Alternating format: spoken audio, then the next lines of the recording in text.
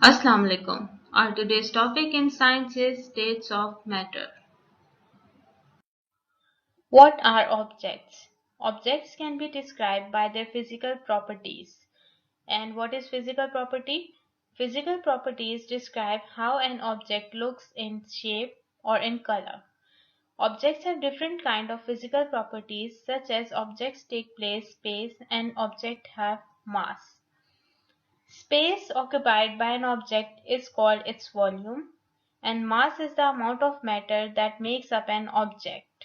And what is matter?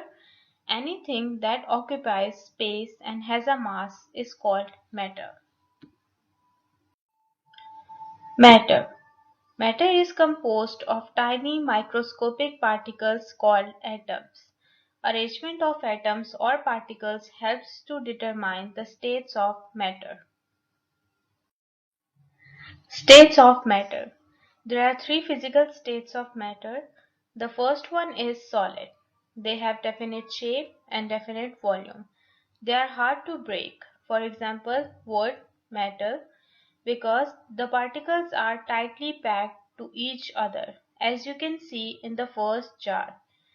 And the second one is liquid. They have definite volume, but they do not have definite shape, and they can take the shape of container because the particles in liquid are less tightly packed, as you can see in the second jar.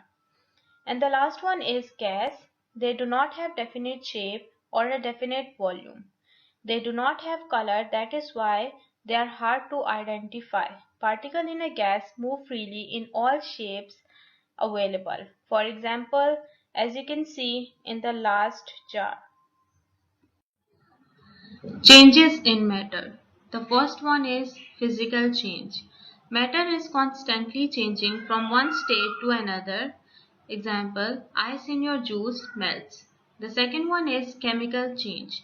Changing of substance into new substance, for example, is turning milk sour. Effects of temperature. Temperature changes the original state of matter. For example, solid melts on heating and gases condense on cooling and change into liquid state. Mixture. A mixture is formed when two or more substances combine together. For example, air is a mixture of different gases. A mixture which is made by mixing two or more substances that are not chemically combined can be separated by simple physical means. For example, a mixture of salt and water can be separated by the process of evaporation. By boiling water, water will evaporate and the salt will remain left in the jar. And what is evaporation? Evaporation is a process in which liquid changes into vapor or steam on heating. A separation of insoluble solids from water can be done by filtration. As you can see in the picture, a mixture is passed through a filter paper which has tiny pores in it. The filter paper is placed in a funnel which is fixed in a container.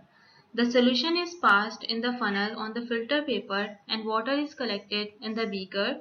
The sand in the filter paper is called residue and the water in the beaker is called filtrate.